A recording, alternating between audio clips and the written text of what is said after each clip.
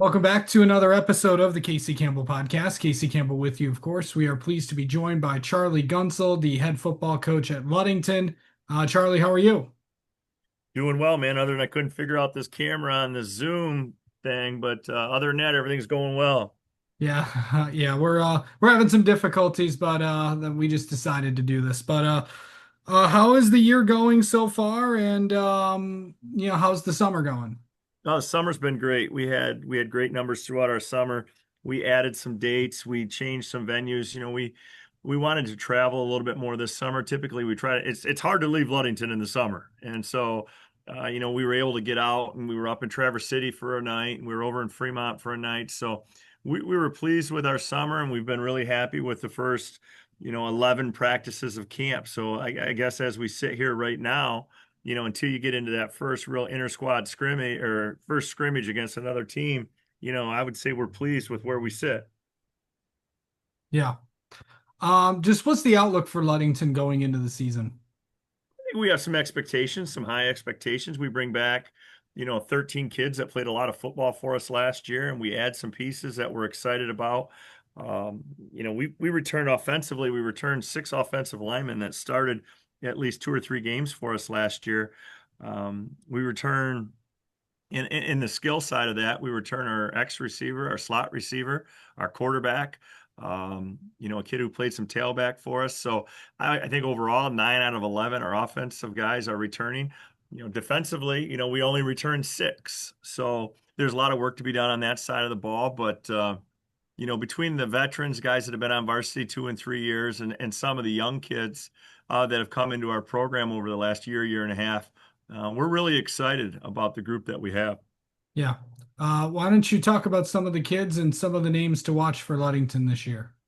Well, I think offensively, a lot of it starts with our quarterback. Cam Gunsell is a returning kid for us. He scored 48 touchdowns last year through the air and on the ground. He's a pretty dynamic kid. Just committed to Ferris State University last week. So he does a lot for us, and he's just a kid that's gotten bigger and stronger while maintaining some speed. He's getting better at his reads. But the really exciting part too is we have five skill kids that we feel like are all dangerous kids. Zach Graham caught 7 touchdowns for us last year. He'll be playing the X receiver.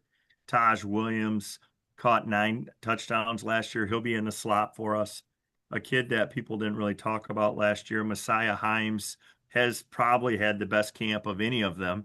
Um, he'll be a junior this season, and he'll be all over the place. He'll be in the slot. He'll be in the backfield. And then Kyle Himes Jr. will be playing our W receiver, and he'll only be a sophomore, but he has a lot of ability. And then the freshman, Mikey Himes. I do have three brothers on offense, so you hear me say Himes a lot. We have three brothers that start in our offensive unit. Mikey Himes is an incoming freshman, and I guess we label him as an athlete.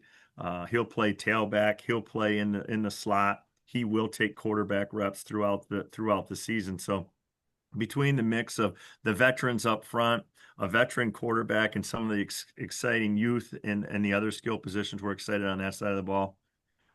Defensively, we do bring back our two leading tacklers, Cooper Holmes as an inside linebacker, Cam Gunsell at a safety.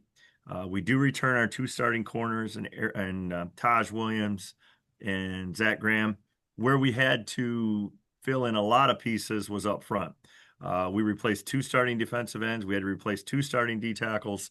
But we feel like we had some kids to do that with. So, projected would be two seniors at defensive end, Logan Sloan and Colin Shelton.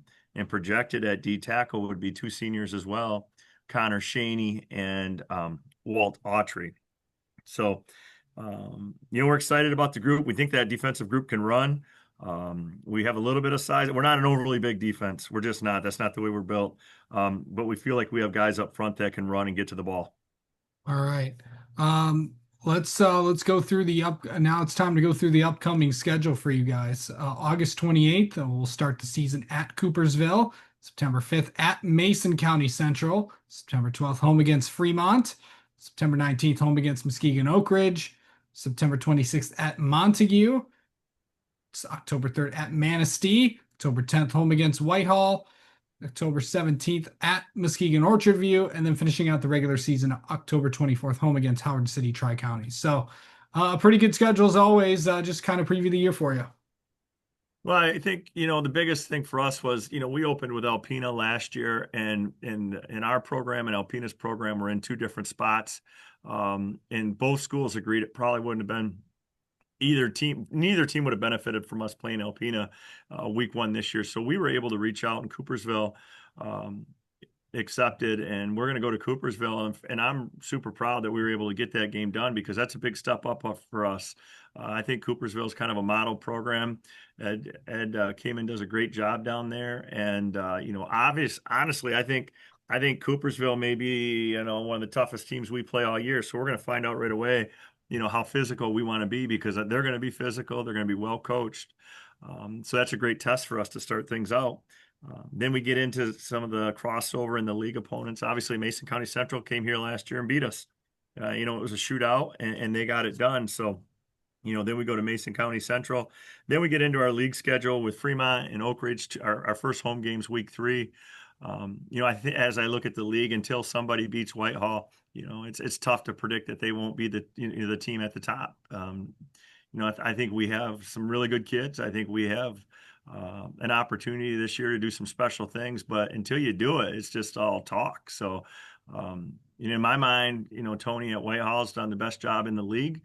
He's maintained a standard of excellence there for a long time, and those kids are going to expect to win every Friday night. So it'll be our job to put ourselves in a position so when we do get the opportunity, week 7, to get, it's going to be a great game. But we have a lot of work to do before then.